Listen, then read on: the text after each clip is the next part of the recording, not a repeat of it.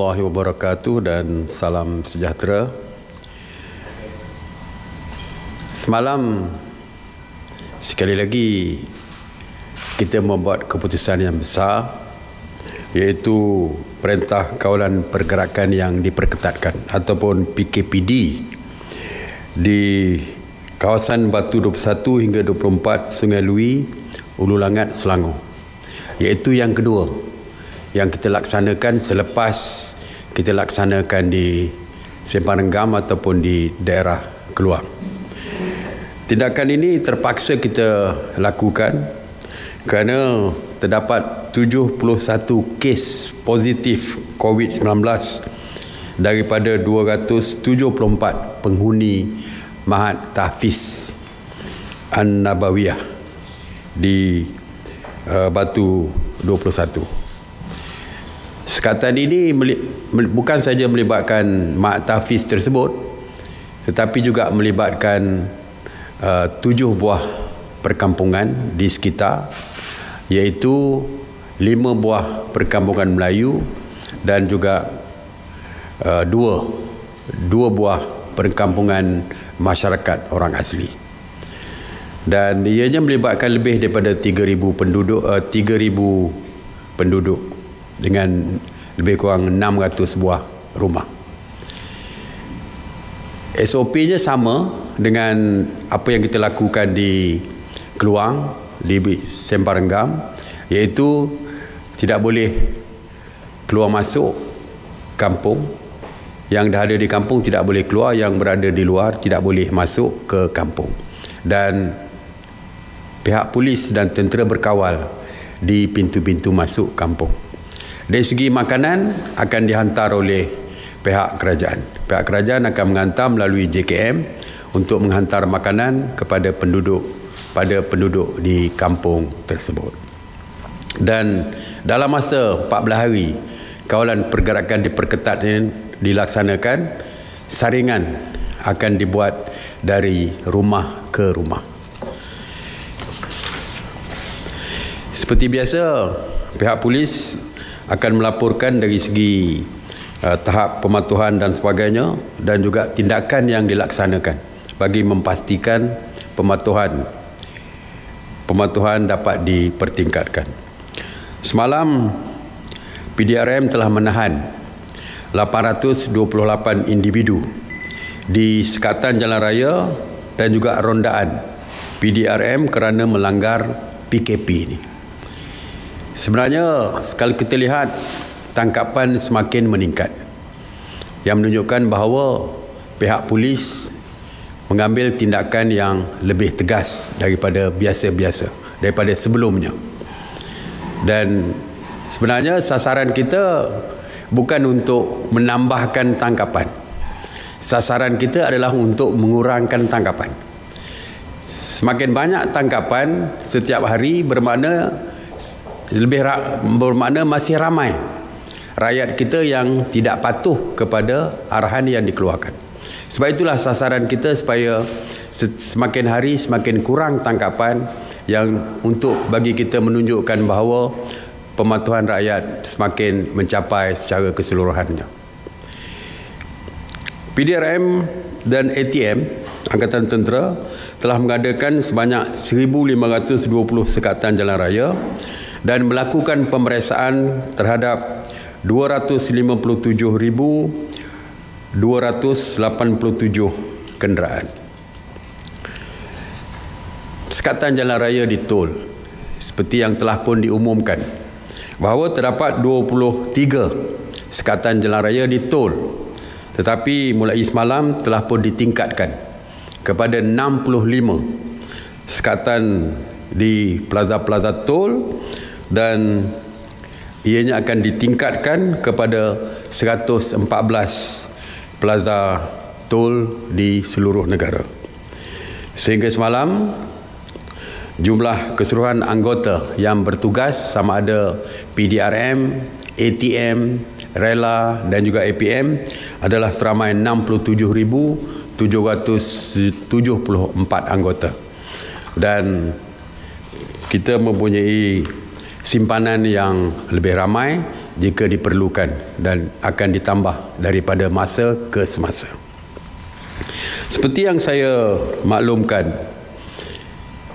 beberapa hari yang lepas, terutamanya semalam, bahawa untuk fasa kedua PKP fasa kedua yang akan bermula pada 1 April nanti, kita akan meningkatkan dari segi sekatan-sekatan dan juga dari segi sekatan-sekatan pergerakan ini.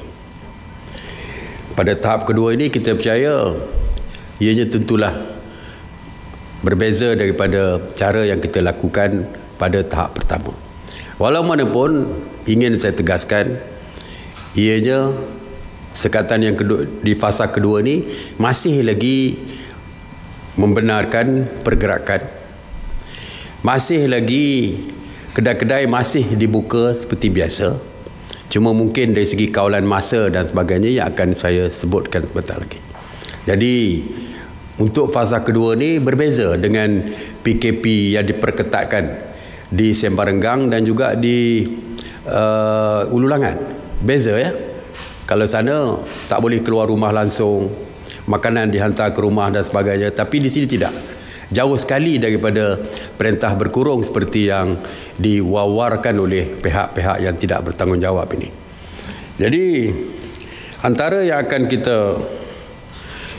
kita laksanakan, di antara sekatan-sekatan yang akan kita laksanakan adalah yang pertamanya dari segi premis perniagaan. Seperti kita tahu, semua premis perniagaan selain daripada keperluan harian, makanan dan sebagainya tidak dibenarkan. Walaupun seperti kita tahu, hari ini supermarket, pasaraya dan sebagainya berniaga sehingga membuka premis mereka sehingga ke pukul 10 malam. Dan ada yang sampai pukul 12 pun ada kita dengar. Oleh itu kita membuat keputusan, mesyuarat pagi ini membuat keputusan bahawa waktu beroperasi pasaraya, hypermarket dan mana-mana premis yang menjual barang keperluan makanan harian adalah di antara pukul 8 pagi hingga pukul 8 malam. Bagi restoran, kedai-kedai makan, gerai-gerai makan dan sebagainya, walaupun kita benarkan operasi untuk makanan yang berbungkus, yang dibungkus untuk dibawa pulang, waktunya adalah daripada 8 pagi hingga 8 malam. Operasi stesen minyak juga dihadkan daripada jam 8 pagi hingga 8 malam. Jadi standard kesemua yang menjual makanan, keperluan harian dan sebagainya adalah pukul 8 pagi hingga pukul 8 malam, termasuk penghantaran ke rumah dan sebagainya.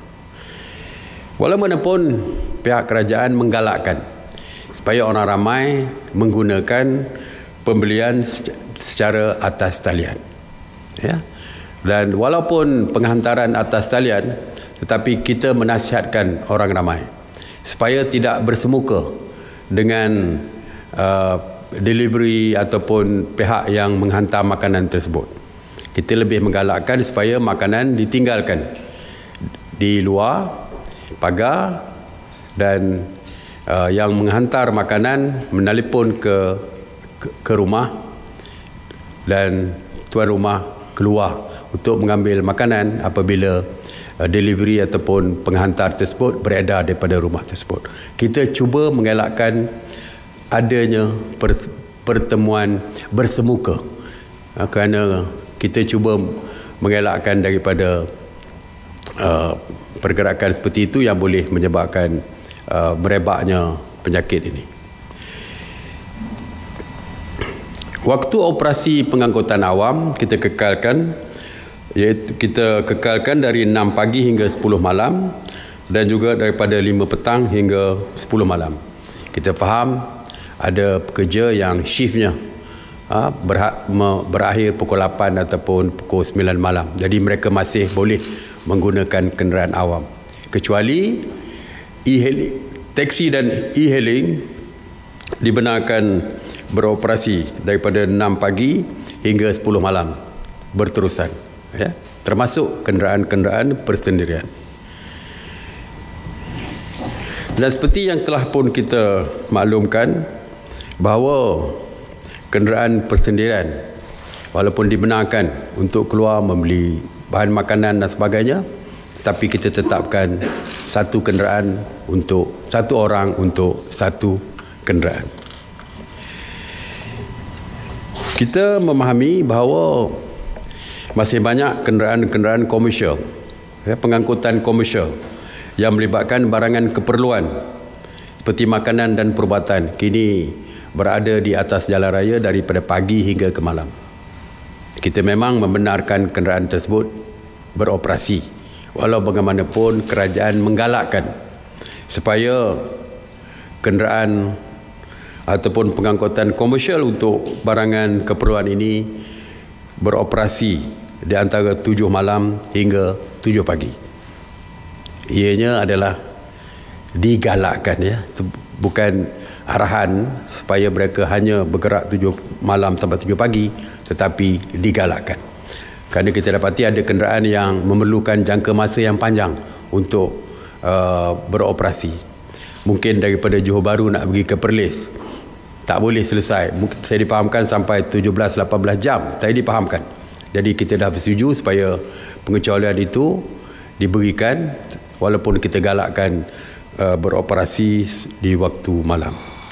Aktiviti riadah dan sosial tidak dibenarkan di kawasan awam dan persendirian walaupun di dalam gated area sekalipun. Kita tak nak membezakan antara yang di dalam gated dan di luar gated area ni.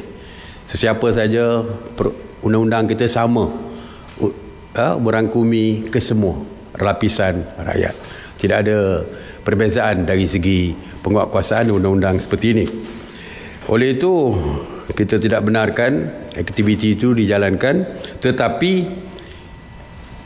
kita ada kelonggaran, iaitu untuk golongan autism dan juga OKU untuk mendapatkan terapi seperti yang dinasihatkan oleh pakar. Walau bagaimanapun, kita juga melarang secara berkumpulan. Walaupun terapi itu diperlukan di luar, tetapi juga tidak dibenarkan secara berkumpulan.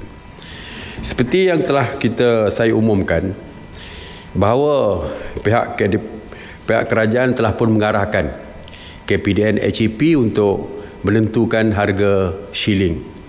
Pagi tadi kita membincangkan perkara ini dan kita dapati bahawa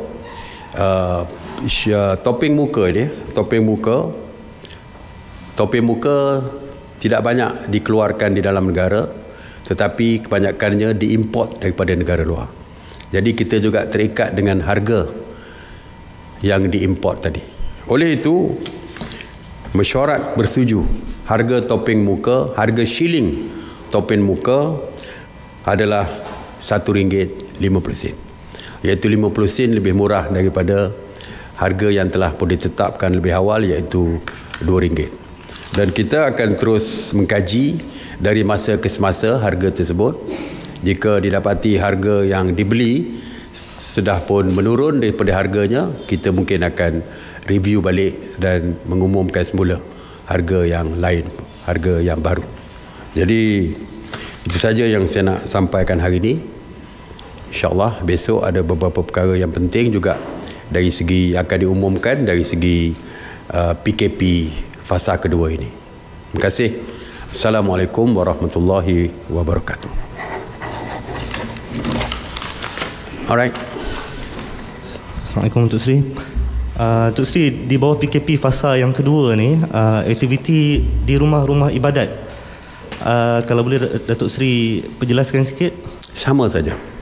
Sama saja di rumah ibadat kita masih lagi tidak membenarkan, ya, untuk kalau di masjid misalnya semayang jemaat masih kekal, tidak dibenarkan. Semayang berjemaah juga kekal untuk tidak kita benarkan setakat ini. Bukan saja di masjid, tetapi juga di semua yang melibatkan semua agama. Gereja-gereja misalnya pada hari Minggu tidak dibenarkan perhimpunan ataupun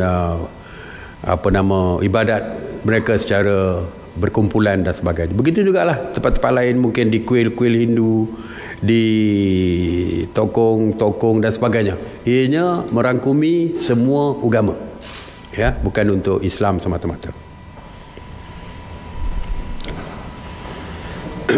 harga siling topeng muka ni berkuat puasa bila?